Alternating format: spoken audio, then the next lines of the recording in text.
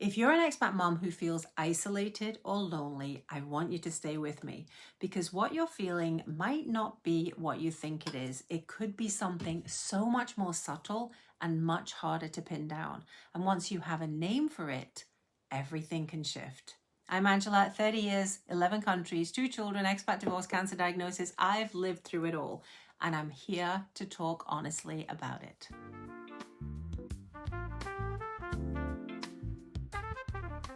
Now, when most people think about isolation, they picture someone with no friends, nowhere to go, no one to talk to, but that's not necessarily what expat isolation actually looks like for many of us. And this is the part no one really talks about. You can be surrounded by people, genuinely lovely people who you actually like, and still feel this thing that you can't quite shake. You might have a full calendar, coffee plans, school runs, group chats that never stop. You might even feel guilty for feeling the way you do because on paper, everything looks so shiny. First of all, I want you to know that you're not alone. So why does it feel like you are? You have friends, you're managing okay, and you're very grateful for everything you have. So why do you keep wondering, what is wrong with me? There is nothing wrong with you. Here's what could be actually happening. Expat isolation isn't necessarily about feeling alone. It can be about feeling unknown. Think about the people in your life who really know you, not just the facts of your life, like where you grow up or how many children you have or what your husband does.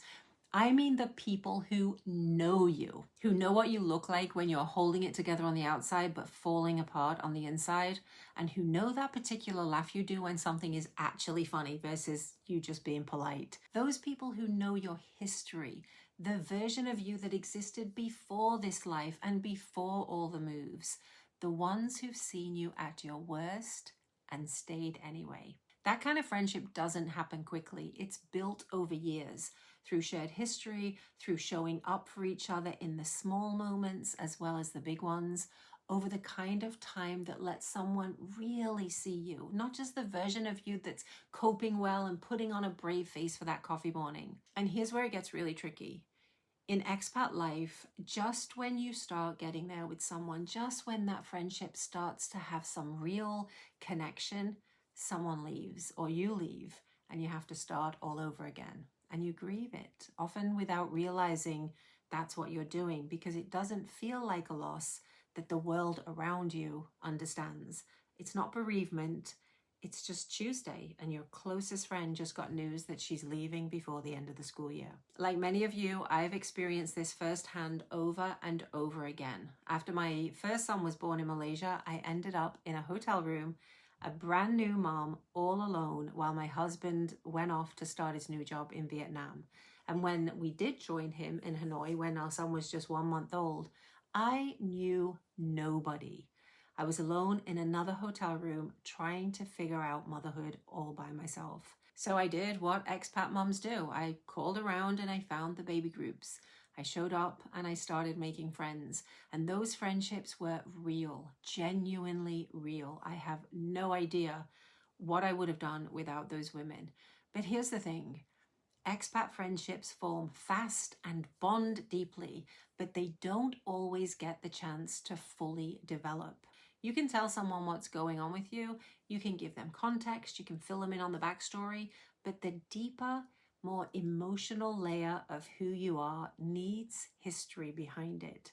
It needs the version of you from 5 years ago and 10 years ago to make sense of the version you are right now. And history takes time. And time is one of those things that expat life doesn't give you when it comes to friendships. And many expats don't even realize this is what's going on, but we do know that it's not the big moments that are the hardest. We know how to just keep calm and carry on and power through those big moments and then look back years later and wonder, how on earth did we get through that? But it's the small moments, the ones that catch you off guard. Late at night, something happens. Maybe it's nothing dramatic. Maybe it's just one of those moments where everything feels heavy and you need to hear a familiar voice. So you go through your mental list of who you could call. Of course, you think of your family back home. but you don't want to worry them. And it's probably the middle of the night for them anyway, because you're so many time zones apart. And then you think of your expat friends, the ones who are where you are and the ones who are where you've been. But you're also aware that they are with their families. And as much as you've bonded, you're not quite at the 10 p.m. phone call stage yet, even though there's probably a really good chance that they're lying awake feeling exactly the same thing. So you close your phone and you sit with it, and you feel that particular kind of loneliness that comes from not having no one, but from not yet being truly known by the people around you. And that's what so many expat mums are dealing with, quietly, on their own, in the middle of the night, without being able to name it or talk about it. So if you're in the middle of expat life right now, feeling something like this, I want you to know that it's real. It's not weakness. It's not being too needy or too sensitive. It's the very human need to be known, deeply known, by people who've been in your life long enough to really see you. Because expat life, as rich and as adventurous and as genuinely fantabulous as it can be, makes that incredibly hard. You're not broken. You haven't failed at friendship. You're just dealing with something that most people on the outside don't see or can't understand. And now you do have a name for it. It's not loneliness. It's just that you aren't fully known yet. And that's not the same thing. So if this resonates with you, leave me a comment below, because I would genuinely love to hear how this shows up for you. Because when we start naming these things together, they get a little lighter. And if you know another expat mom who needs to hear this today, please send it to her. Thanks for being here. Wherever you are in the world, I'll see you next time.